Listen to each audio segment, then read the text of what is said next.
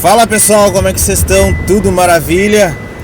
Então, hoje eu senti necessidade aqui de fazer um vídeo para complementar lá 2 vídeos que eu coloquei aí nos últimos dias no canal. Então, como o tempo tá curto e meu vídeo diário hoje vai ser um pouco mais comprido, porque vai complementar aqueles vídeos ali. Acho que vale a pena falar um pouco mais ali sobre aquele assunto e mostrar para vocês, fazer vocês entenderem melhor qual a relação que procurar se desenvolver 1% por dia tem a ver com a minha vida.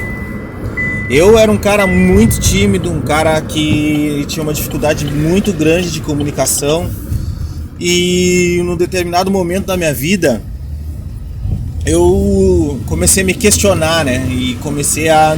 Isso aí eu devia ter em torno de uns 15 anos, 15, 16 anos. Após uma conversa com alguns amigos, eu tinha dito para eles que eu não precisava mais nada da vida, que eu trabalhava com música na época e eu conseguia ganhar uma graninha ali que dava para me manter, ajudar minha mãe em casa. Então eu não precisava de mais nada na vida porque eu fazia o que eu gostava. E aí eles todos me disseram: mas como assim, cara? Tá louco? Não sei o que, né? Que pensamento pequeno esse, né? E aí eu a partir dali comecei, realmente, né? Que pensamento pequeno. Comecei a pensar. Daí eu tinha uma namorada na época, que veio a ser depois a mãe da minha filha, e ela me dizia essas coisas também na época, né? Ela queria ir pra frente com as coisas ali, queria comprar apartamento, queria comprar os negócios, eu sempre limitando, né? Só que aí, num determinado momento, onde eu comecei a me questionar um pouco mais, comecei a ler, mas não tendo o hábito da leitura, o hábito diário de leitura, mas comecei a ler. O primeiro livro que eu li foi A Lei da Atração, foi o primeiro livro que eu li. E depois eu li Casais Inteligentes Enriquecem Juntos. Aí eu fiquei bem louco por leitura, mas mesmo assim ainda não consegui incorporar o hábito da leitura. O hábito da leitura foi vir aí depois de mais alguns anos aí, que aí eu comecei a ler todos os dias.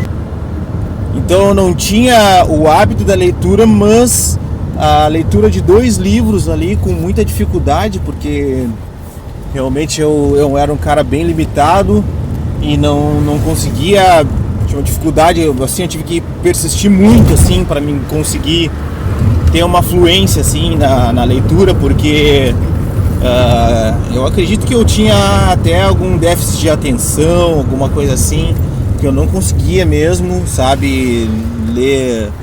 Eu comecei lendo parágrafos, e daí de parágrafos foi passando para página, e depois de página para páginas, e assim foi indo. Mas foi muito difícil mesmo o processo. Eu tive que ser muito persistente, porque eu lia as coisas e entendia muito pouco do que eu lia. Então, aí depois, com o tempo, né, o que aconteceu? Numa palestra, eu vi o palestrante lá falando que a gente tinha que se desenvolver 1% ao dia, que se a gente se desenvolvesse 1% ao dia, a gente ia ter um desenvolvimento de 365% ao final de um ano. Claro que eu entendo que, por mais que tu procure aprender algo todos os dias, tu não vai te desenvolver 365% num ano. Mas, digamos que tu te desenvolva 50%, cara. Tu torna uma pessoa 50% melhor do que tu é hoje. Aquilo ali foi um insight muito porrada, assim, que deu aquela pancada na mente mesmo. E aí o que eu fiz? Fui pra casa, comecei a fazer cálculo, quanto seria 24 horas, fiz 24 horas por 100. Na verdade eu multipliquei, né, 24 por 60, e aí peguei desse resultado aí, dividi por 100, aí dava 14 minutos e 40 segundos. Aí eu fiquei pensando, como é que eu não vou fazer algo, né, por 15 minutos que vá me desenvolver dessa forma tão absurda? Comecei a pensar no que eu ia fazer. Não, eu vou ler. Aí eu comecei a me levantar mais cedo, comecei a chegar mais cedo no meu serviço lá onde eu trabalhava, e chegava meia hora mais cedo. e lia durante essa meia hora. Daqui a pouquinho essa meia hora foi passando para 40 minutos, depois para 50, depois para 1 hora, e aí na hora do meio-dia eu ia correndo almoçar para voltar e seguir lendo. Aí eu passava lendo à noite também, chegava em casa ali à noite. Então daí foi onde eu comecei a desbloquear a questão da leitura e o aprendizado, né? O aprendizado também é algo que eu acredito que eu eu tinha essa trava toda com a leitura por esse bloqueio de aprendizado. A gente acha que a gente não tem capacidade de aprender algumas coisas e aí a gente acaba se limitando, né? A gente vê que aquilo ali é algo que exige um certo processo. Aí, como a gente não entende de processo, não entende que a gente tem que começar algo, fazer aos pouquinhos e aí a nossa mente vai processar, nosso cérebro vai processar e aí vai facilitando o processo, vai facilitando para que tu vá aprendendo mais. Aí eu não fazia, né? Aquela dificuldade. O nosso cérebro ele pensa assim, ó: se eu te fizer uma conta 2 mais 2, isso é óbvio, é automático, ele vai te responder 4. Só que se eu te fizer essa conta aqui, 233 mais 450 mais 319 mais 225, o que vai acontecer? Logo teu cérebro já vai começar a te sabotar. Ele vai começar a dizer: pá, nem entra nessa, não precisa fazer isso daí, é muito difícil essa conta, entendeu? Mas não quer dizer que seja impossível. É uma conta que perfeitamente tu faria se tivesse uma calculadora na mão. Então, aí a partir daí o que eu fiz, pessoal?